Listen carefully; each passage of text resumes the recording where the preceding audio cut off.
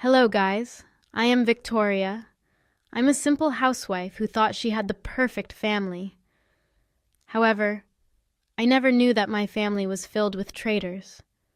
This is the story of how I was able to cut off a toxic person and saved my children from being kidnapped. My husband Ian and I were having a great life. He had a very successful career and was earning a lot of money. I, on the other hand, was a humble housewife who was expecting a baby.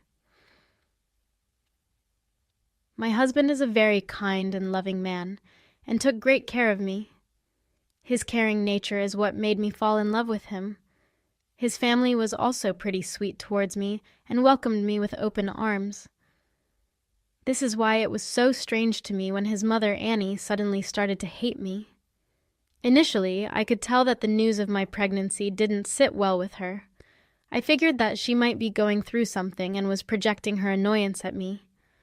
However, Annie's behavior worsened when I declared that I was having twins. She said, "Oh my God, you are having twins. Please tell me they are boys, Victoria. Tell me now." "Yes, Annie, we are having twin boys." "I knew it. I knew that my babies would come back to me. I am so happy. I have been waiting for so long. Finally, I will have them in my arms." Annie's behavior and her words really confused me. However, Ian was pretty patient with her and tried to deflect the topic. I decided to ignore her weird comments and wait for things to be clear. Well, after knowing everything, Annie became even more obsessed with my pregnancy. She was always dictating to me about what to do and what not to do. It was frankly getting very annoying. When I refused to hear her advice, she said, "Why are you being so stubborn, Victoria? You are a dumb girl and will end up hurting my children. You need to listen to me. I know what is best for them." "Annie, I know you want the best for us, but trust me, I'm not making mistakes. I have enough guidance from my doctor. We are all set. You don't have to worry." "Don't act like you know everything. This just proves how unfit you are to be a mom. Thankfully, the kids will have their real mom once they are born." "I can't wait to have them in my arms." Slowly, her behavior became highly alarming.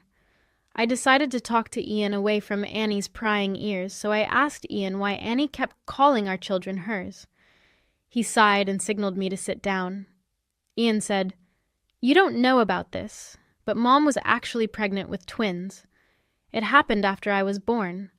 Unfortunately, the twins didn't make it to the birth." "Oh my God, that is so sad. But why does she think our twins are hers? That makes no sense." "Mom has some unresolved issues from that time, Victoria. She never got help to overcome her grief. We tried hard to put her into therapy, but Mom just never listened to us. I'm trying to be patient with her. She went through something very traumatic, so I have been gentle with her." "I understand, Ian. I will try to be gentle towards her as well, but if she doesn't get better, we might have to set some boundaries." Hearing Annie's story really broke my heart.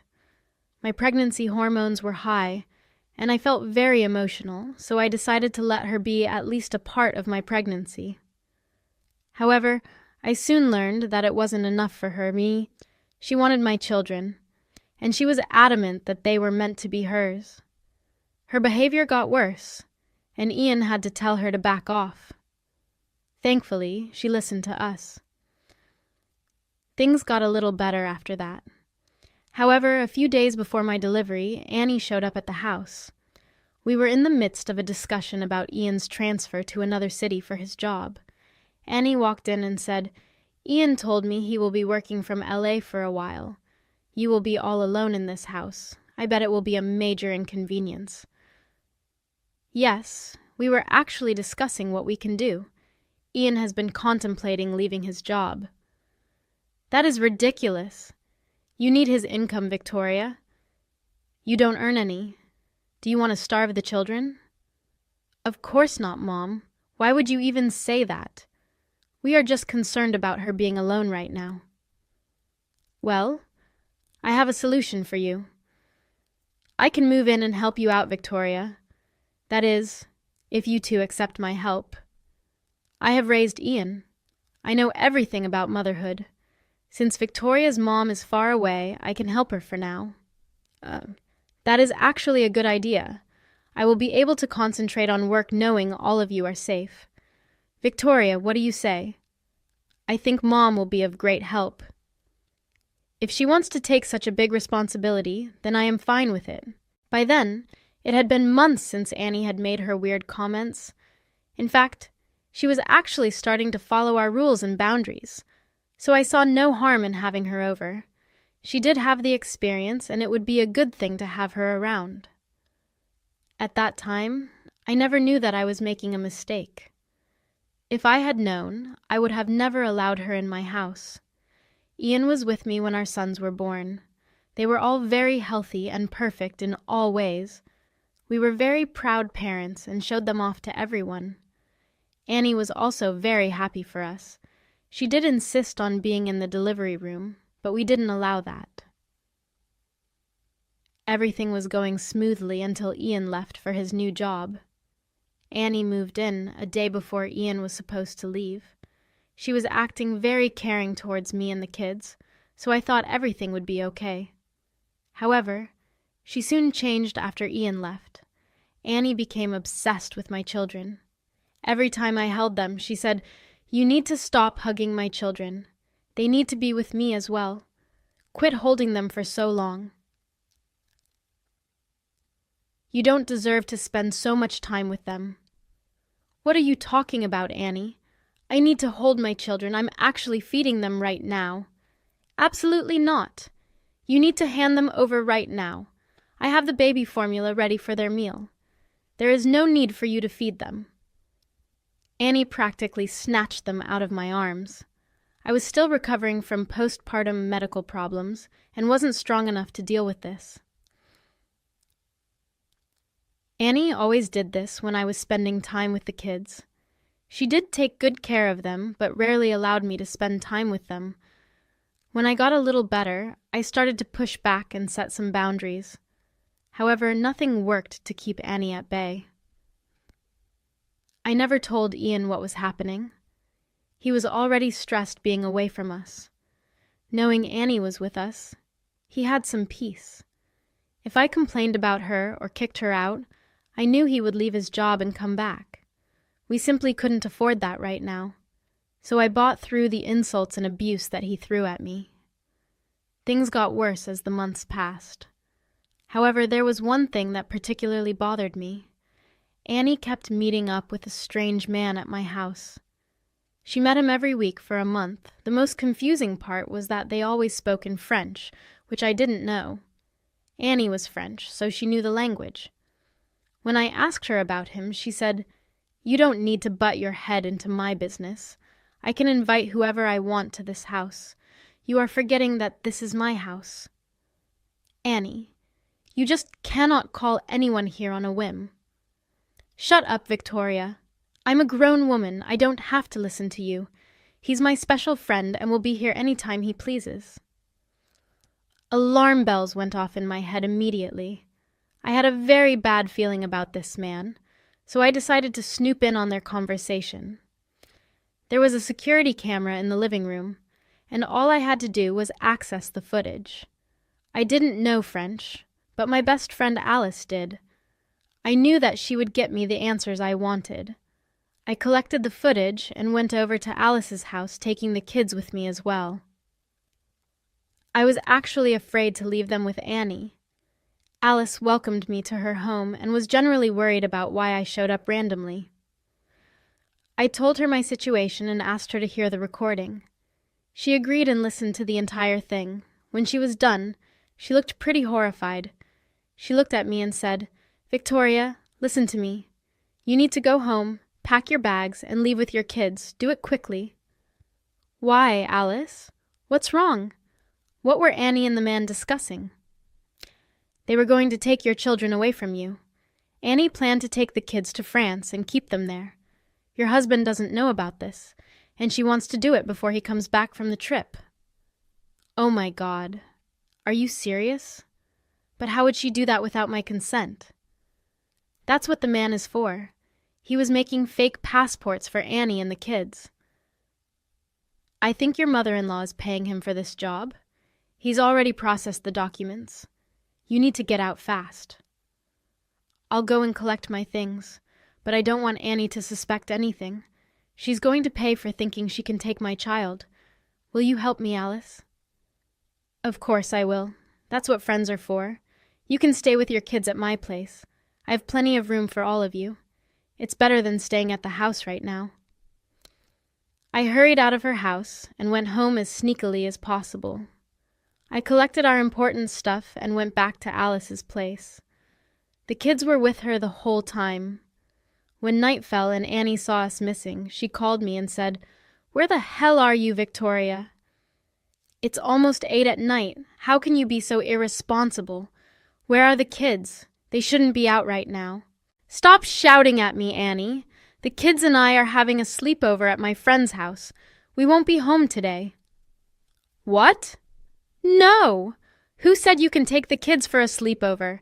I didn't give you permission." "Give me your address so that I can bring back the kids." "I don't need your permission, Annie. I'm their mother, not you. I can take them wherever I want. You need to remember that." "Don't be so full of yourself, Victoria. I will have my time. You won't be able to control the kids for long." She said that and hung up on me. I could tell that she was fuming. Thankfully, she didn't know Alice's address, so she didn't have the means to show up at the house. After months of being restless, I was finally feeling peaceful. Alice was a great supporter and truly came through for me. When the kids went to bed, I received a call from Ian. He said, "Victoria, Mom called me a while ago. She said you took the kids and went somewhere. She's worried sick. What is going on?" "I was about to call you, Ian. Relax. I'm at a friend's house. I told Annie the same thing, but she's mad at me for taking the kids." "She is pretty mad at you, Victoria. Can't you just tell her when you will be staying out?" "I'm not a child, Ian. Plus, these are my kids. I don't have to take her permission on what I do with my children." "You are being ridiculous." "Look, you don't need her permission, but try to be a little amicable with her." At that point, I knew that Ian needed to see the true face of Annie. So far, I have been simply contemplating if I really want to punish Annie. However, I realized that she will be in our lives if I don't take the necessary actions. So I said, "Ian, look, there is something we need to talk about. This is very important. You need to come home." "What is it, Victoria? You sound stressed. Are the kids okay? Are you all right?" "Yes, we are fine, but there is something going on here. I can't tell you when you are not here. Can you please come as soon as possible?" "All right. I'll take a flight tomorrow. Will that be fine?" "Yes, please hurry. Also, don't tell Annie that you are coming back. This is about her, and I don't want her to know." "I called you all right. I won't tell her. Please be safe. I will be there soon." I was finally feeling relieved that Ian took my concern seriously. However, I was still super panicked. I couldn't sleep at night out of anger and anxiety. Every time I closed my eyes, I thought Annie would come and take away my kids. So I held them and stayed with them throughout the night. The next morning, Ian called me after he got off his flight. I gave him Alice's address and told him to come ASAP. When he arrived, Ian gave me a hug. He also called the kids and spent some time with them. After a while, Alice arrived, and we knew it was time to talk. I said, "Ian, I know this was very sudden, but I needed you to come home. I'm going to stay at Alice's place for a while." "What happened, Victoria? Why didn't you come home?" "It's because of your mother, Ian. She's been planning to take the kids away from us." "What are you saying? I don't understand." "For the last month, a strange man has been visiting our house almost every day. Annie simply said that he is a friend of hers. They always talked in French, and I didn't understand what they said. I got suspicious of them, so I recorded that conversation. Alice here told me what they had been planning. That's right. The man kept saying that he had the fake passports prepared, and he said she would take your kids and move to France so that she can raise them without you two. That's not possible. She is my mom. Why would she do this? I don't believe it. The recordings are still with me, Ian. I guess she forgot that we have a security camera in the living room. Here, see it. You understand French, so it won't be hard for you to know what they are saying. I showed Ian the footage, and he simply looked at me with uncertainty. However, after he saw the footage, Ian grew extremely angry. He said, "Alice is right, Victoria. Mom was planning to take our kids to France. Hell, she even told her family back there about her plans. They think you are a horrible mother and that she is doing this to protect the kids." That sounds just like her. All these months were hell living with her. She always made it clear that she deserves our kids more. We were stupid enough to have her around. I am so sorry, Victoria. I let Mom stay because I thought she would help you. I had no idea she would become like this. Don't say sorry, Ian. It's time we teach her a valuable lesson. We cannot let her get away with this. You are right. Have you thought about anything? I told him my entire plan. We would go to the police. We also planned to confront Annie in our house. The plan was to make her confess to everything and catch it on a security camera. We would go for a restraining order against her. Also, we planned to turn her in for forgery of passports. We wouldn't leave her friend out as well. They were both going down. After we hatched out our plan, we went straight to the police. Alice also accompanied us there. We submitted the previous recordings and promised to bring more evidence. The police also said that they would follow us to the house when we confront Annie. So we all proceeded towards the house.